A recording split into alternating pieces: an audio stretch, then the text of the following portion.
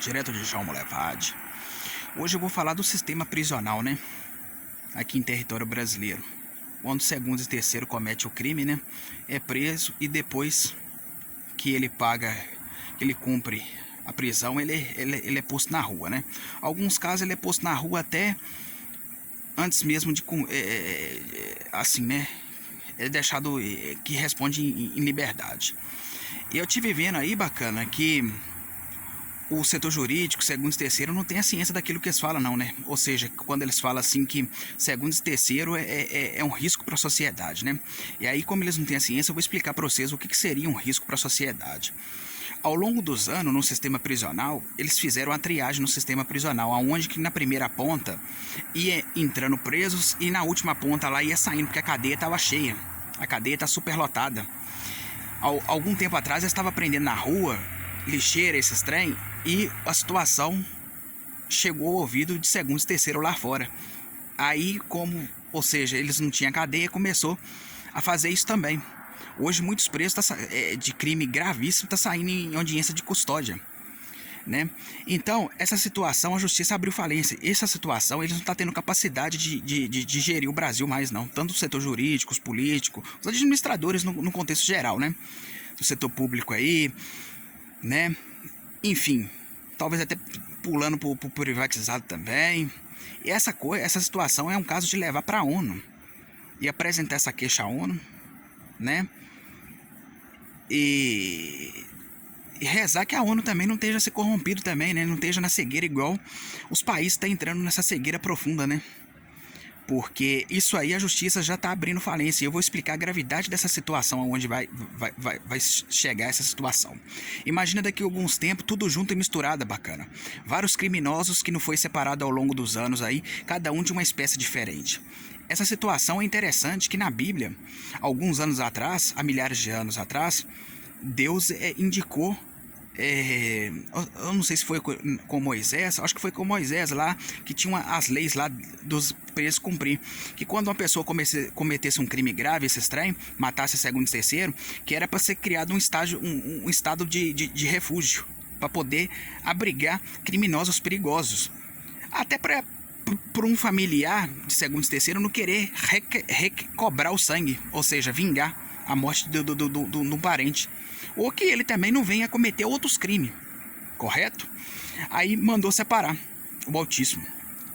Então, os países deveriam ter feito isso. Aqui em território brasileiro, para poder fazer essa separação, não teria nem necessidade dessas tornozeleiras eletrônicas. Mas para poder separar isso aqui, teria que ser bem...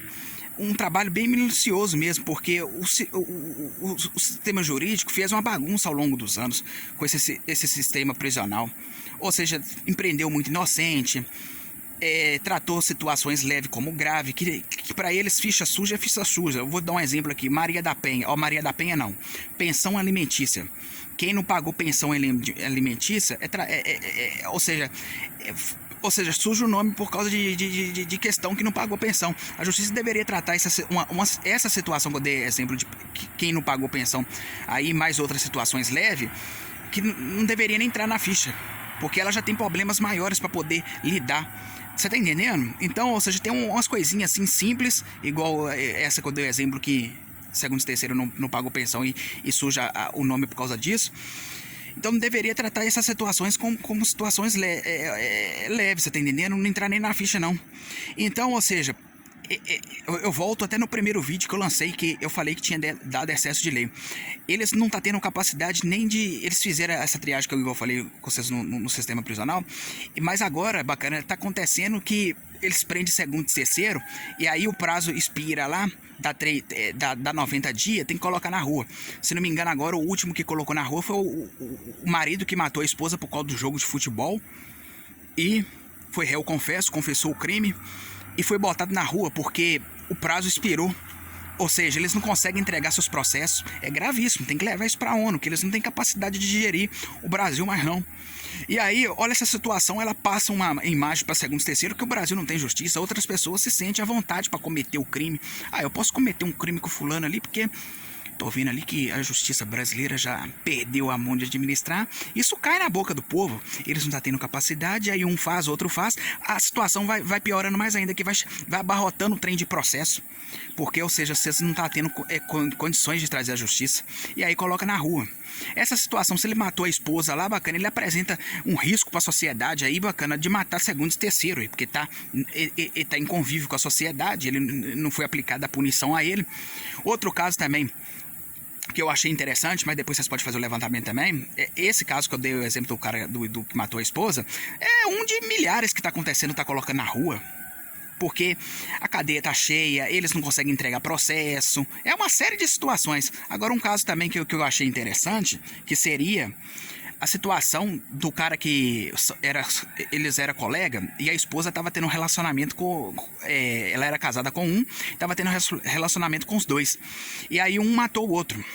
Você tá entendendo? Chegou lá, alegou que seria legítima defesa. Quando eles não colocam na rua, eles arrumam outro argumento para deixar a pessoa responder em liberdade. Alegou que foi legítima defesa, não colocou na cadeia. Então, ou seja, eles conseguem manipular as leis ao ponto que segundo e terceiro vai manipulando ali. Ou seja, tem situações hoje que tentativa de homicídio no dia a dia, e hoje que de tiro mesmo, o cara dá 2, 3 tiros, alarga o dedo no segundo e terceiro, chega na delegacia, aborda a situação como lesão corporal grave. Que lesão corporal grave? Isso foi uma tentativa de homicídio. Então você vai passando a imagem para segundo e terceiro, porque eles conseguem manipular a situação, então eles não conseguem entregar essa situação, tem que levar esse trem para a ONU. Outra coisa também que eu achei interessante também, igual eu falei, esse negócio aí que eles conseguem manipular, né? Igual eu falei com vocês aqui também, essa situação trata situações graves, como do grave pula por situações leves, deixa na rua. Então, ou seja, são muito detalhezinho bacana que levou à falência do setor jurídico brasileiro. Você tá entendendo? E tudo isso apresenta um risco para a sociedade, porque imagina aí, todo mundo convivendo num município, num estado, num país, tudo junto e misturado. Deveria ter, bacana, ter uma administração na separação disso aí, bacana. Mas agora eu tô falando com vocês, mas para separar teria que fazer um mapeamento nesse trabalho todo do setor jurídico, desse sistema prisional, um trabalho bem minucioso mesmo, você tá entendendo? Eu costumo dizer que mais vale um criminoso na rua do que um inocente atrás das grades. Então é preferido você deixar, assim, na dúvida, você deixa um criminoso na rua do que você colocar uma pessoa inocente atrás das grades. Eles colocaram muito inocente atrás das grades, você tá entendendo? Trataram situações leve como grave. Então teria que fazer um mapeamento, se fosse o caso de separar isso no futuro, porque isso vai ter que ser separado no futuro, porque cada criminoso de espécie diferente. Tem camarada que tá entrando na cadeia, fala que matou 40, 50, tá entrando de sorriso na cara, e eu reparei também que a partir dos 30, essas pessoas entrou lá muito novo, tá matando muito novo. E aí o tempo passa rápido. Eu tive observando estranho, todo dia eu tava deitado ali, eu pensei, gente, o tempo passa rápido, né?